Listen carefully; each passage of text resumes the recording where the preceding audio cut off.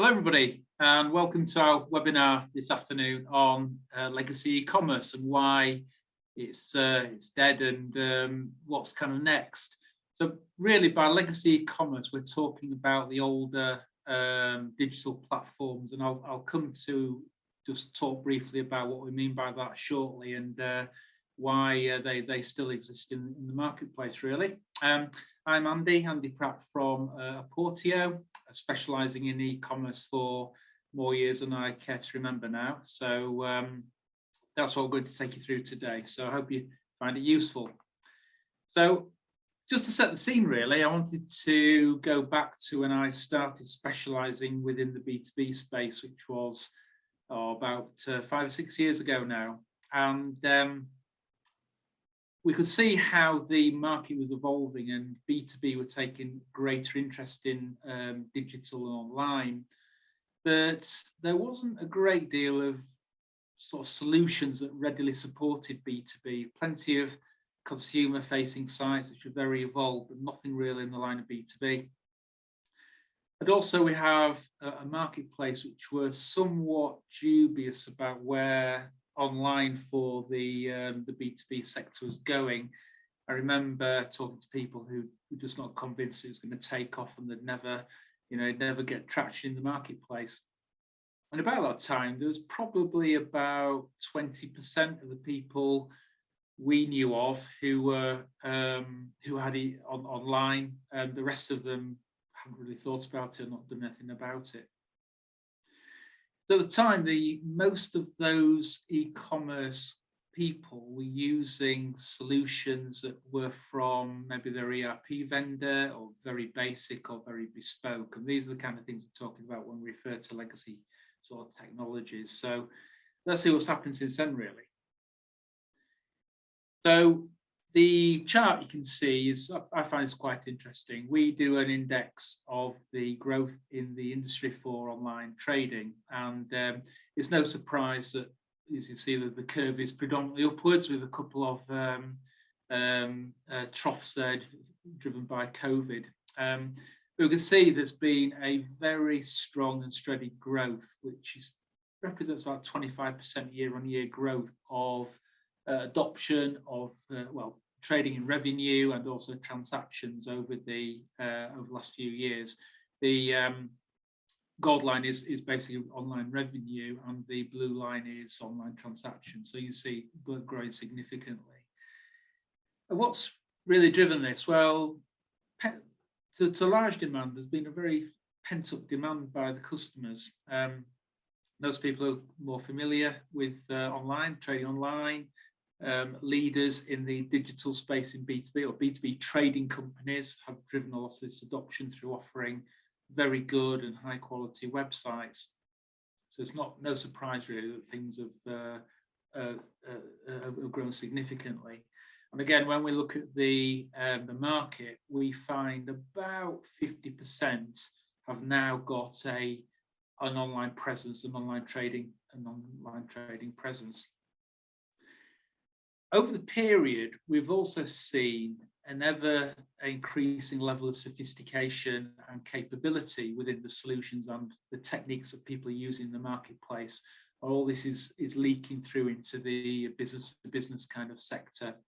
So things like omnichannel concepts to drive consistency across all channels that you engage with your customers, better content management as people recognize that content on the website is extremely important and having decent quality there, so the tools to manage that. Open source solutions and plugins and extensions that people can quickly use. And things like a merchandising tool, so a lot more sophistication in the packages which are available on the market today. PWA is progressive web applications, and this is moving web-based experiences closer to those of a mobile experience for mobile users to close that gap between web browsers and mobile experience. So things are moving on significantly. So where does this leave us? Well, we still see a large number of people using legacy platforms to drive their online business. And they may think that they have the platform and it's ticked a box and they have some success with it, but really when you look and see what's happening, there's clear blue water starting to be established between leaders and people using modern technologies and those using less capable platforms, and this blue water is kind of growing. So there are opportunities which you may not even be, or these people may not be familiar with, which can be adopted to making online much more successful. So what does contemporary e-commerce look like, and how can it make a difference and help bring things forward? So a few areas here just to explore briefly. And I think first and foremost is just that customer experience. Here we have a couple of examples, one based on what we term our legacy e-commerce platform, which is very, I often refer to as agricultural and a little bit clunky in nature, versus the top right, which is our modern Portio platform, which represents sort of a contemporary e-commerce platform. And just the interface and the usability of these is just so much improved. It's much more interesting, it's more graphically driven, which makes a great impact on usability and stickiness of customers. Ourselves, a software company, are very much aware that people do tend to buy on what they see.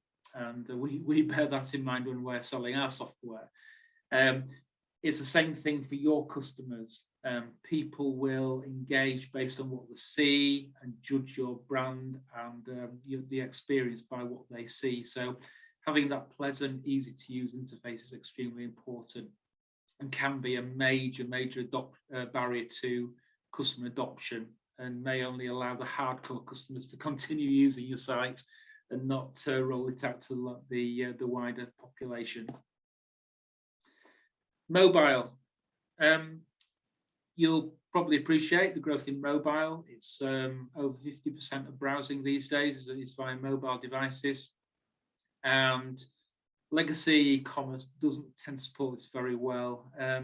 We find that people in the market will often use applications to support that channel. So we'll have an application for the website and then an application for the mobile. So they're having to maintain two different systems. And also a customer who wants to use or is accessing or browsing for your kind of products and services using a mobile device won't get the experience if they happen to come across your website on a mobile phone, unless they bother to download the app and use that. So mobile and support of mobile is extremely important. And contemporary e-commerce does that and addresses that very well with mobile first designs, progressive web applications to make the experience work like a mobile phone, etc. With content, you may be running a separate general website for the business, which talks about your proposition and your history and what you're about and whatnot. But there's a great opportunity in actually combining that information with the commerce experience. So combining content and commerce will round the site off. So by being able to change and design and manage the content to keep it fresh and updated, and then link that to trading activities. So for example, here we have a menu on the system with links to the actual ingredients required to do that. So things of that nature which can engage the customer and integrate it and mean that you don't have to run two sites, for example.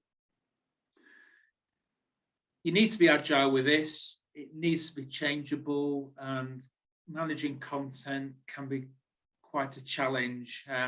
Contemporary digital platforms tend to have very good content management platforms, allowing the users to manage the design and change content and update the site based on seasons or offers or whatever it is extremely easy without having to go through a development process with a third party.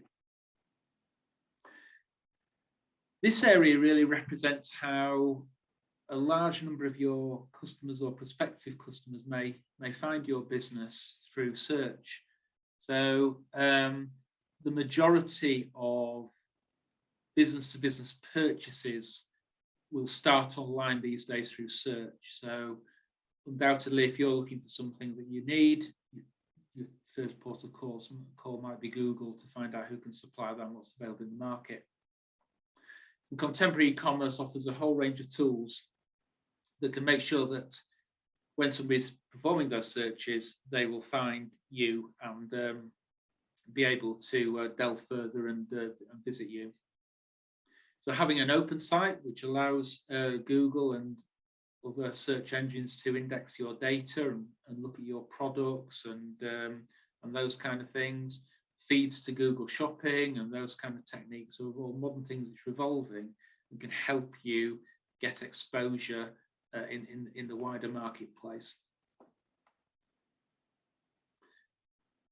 Technology still keeps moving forward. Every few months there's a new bit of kit or some more bells and whistles which can help people drive their business online. And having a contemporary site will help you keep up to date with those. So as new things come through, they're more easily integrated into your experience through marketplaces where plugins to your website can be purchased, for example, or new technologies integrated in some of the more well-known kind of platforms to keep up there. So the legacy systems, they can be a bit of a cul-de-sac, and when something comes along, you're relying on your developer maybe to implement that on your sites rather than being able to adopt it very quickly and efficiently. You may have heard about personalisation, which is probably all the rage over the last kind of year or so. And this is about delivering personalised messages and a personalised experience to your customers and the people who browse your site. And personalisation basically allows you to present different flavours of your site or completely different designs with different information, different products, different promotions, different content to different groups of your customers. So for example, in the catering industry, you may want a different experience for the chefs, a chef visitor, versus somebody from maybe a school catering company. And through personalisation, we drive those experiences. You may even go so far as offering a completely unique experience which is branded for one of your larger customers through this kind of technology, and it's extremely difficult to kind of achieve that within kind of legacy applications. Agile, we've talked about agility in terms of content as things change, as we've seen the last 2 years in the market with COVID, for example, where a great number of business people started to look for consumer channels, for example. Very difficult to achieve with a rigid site, and the openness and flexibility of your online platform needs to cater for those quick and cost-effective changes in direction where needed. Omnichannel, so trying to give a consistent experience to your customer, irrespective of how they engage with you, is very important. You don't want to be offering different pricing or history information on your website than they will get when they go through maybe your call center or other kind of routes to market. And techniques like headless and other integration mechanisms can make that much more seamless and real time with contemporary digital channels. So actually exposing the business logic from the back end into the website in real time just means you get greater consistency and of nature. But finally, cost of ownership. Making changes is extremely simple with modern contemporary sites. We talked about agility, the cost element of that as well. So being able to do these things through self-service, through content management systems and configuration, and adding functionality on through sort of modules and marketplaces, very important in keeping the costs of actually managing and running your site down as far as possible. They also tend to use more commodity-based skill sets. So you can source internal resources or go out to more agencies to do changes and help you develop your presence. So just to summarize then, what does digital first and contemporary e-commerce help you achieve over what you may have in terms of legacy? So first of all, it's about delivering that customer experience. You'll find that customers won't keep on your site in terms of using it on an ongoing basis unless you're right up to date with the user experience and ease of use on the site. Reducing the cost of your online presence through integrated tools so we can change quickly and cost effectively, and being agile and being able to adapt to new things. These are the kind of things that you may be not taking advantage of if you're using sort of all the technologies. So I hope you found that useful. Any feedback, any questions, it'd be interesting to hear from you. My direct contact details are on the screen there, and as I say, any questions or anything that you'd like to discuss further, be really good to hear from you. And thank you for attending.